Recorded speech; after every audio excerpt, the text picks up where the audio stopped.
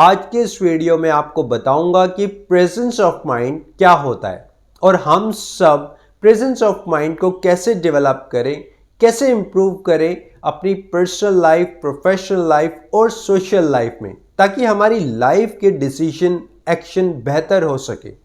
आपने अक्सर देखा होगा कुछ लोग अक्सर बात करते करते खो जाते हैं और हमें कहना पड़ता है, भैया कहाँ खो गए, आपका ध्यान कहाँ है, किन ख्यालों में डूबे हुए हो।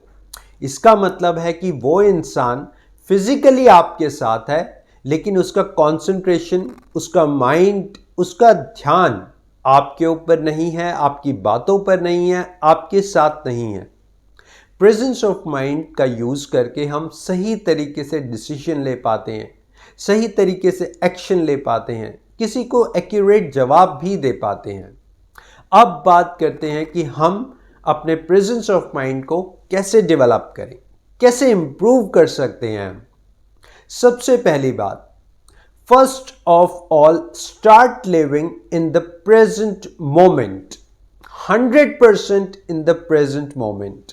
आप सबसे पहले प्रेजेंट मोमेंट में रहना शुरू करिए। 100% आप जिस सिचुएशन में हैं, जिस कंडीशन में हैं, जिस भी पर्सन के साथ हैं, be there 100%। Physically, mentally, emotionally आप जिस सिचुएशन में हैं 100% वहीं रहिए। लेकिन अक्सर हमारे साथ कैसा होता है, हम होते हैं ऑफिस के अंदर और हमारा ध्यान होता है घर के अंदर। हम होते हैं घर के अंदर और हमारा ध्यान होता है ऑफिस के अंदर। हम जहां पर भी होते हैं हम आधे अधूरे होते हैं और कई बार तो यकीन मानिए हम बेमन से होते हैं। जब भी आप आधे अधूरे होते हैं, फिजिकली, मेंटली, इमोशनली, आपका प्रेजेंस ऑफ माइंड काम नहीं करता। अगर आप प्रेजेंस ऑफ माइंड को डेवलप करना चाहते हैं, आप 100% प्रेजेंट मोमेंट में रहना शुरू कर दीजिए। आप physically, mentally, emotionally 100% present moment में रहिए और फिर देखिए लोग आपके प्रेजेंस ऑफ माइंड की मिसाल देना शुरू करेंगे। दूसरी बात, listen, observe and understand. Listen, observe and understand. आप दूसरे की बात को बड़े ध्यान से सुनिए, 100% अटेंशन के साथ सुनिए, उस बात को ऑब्जर्व करिए, फिर उस बात को समझिए और उसके बाद आप किसी को रिप्लाई करिए। लेकिन अक्सर हम लोग क्या करते हैं, हम सामने वाले की बात आधी अधूरी सुनते हैं, बेमन से सुनते हैं और उसको रिप्लाई करने की जल्दबाजी करते हैं। आपने ऐसा बिल्कुल नहीं करना। आपने 100% अटेंशन के साथ बात को पूरा सुनना है। आपने सिर्फ अपने पर्सपेक्टिव से नहीं सुनना, आपने सामने वाले के पर्सपेक्टिव से भी सुनना है। इस कॉन्टेक्स्ट में एक छोटा सा किस्सा आपसे शेयर करता हूं। एक कंपनी में एक बार इंटरव्यू चल रहा होता है।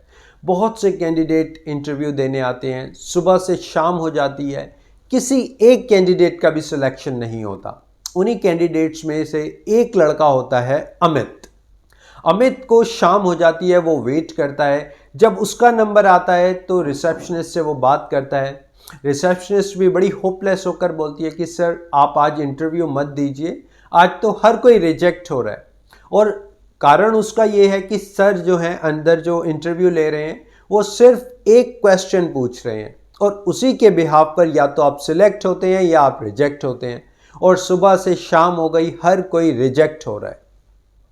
अमित कुछ देर के लिए सोचता है और करेज करके वो अंदर चला जाता है। अब वो इंटरव्यूअर के पास जाता है, अपनी चेयर पे बैठता है।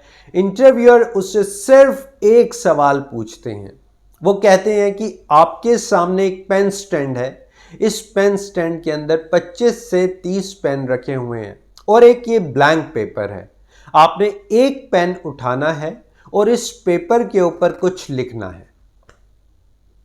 लेकिन कंडीशन ये है कि इन 25 से 30 पेन के अंदर सिर्फ एक पेन काम करता है, सिर्फ एक पेन चलता है।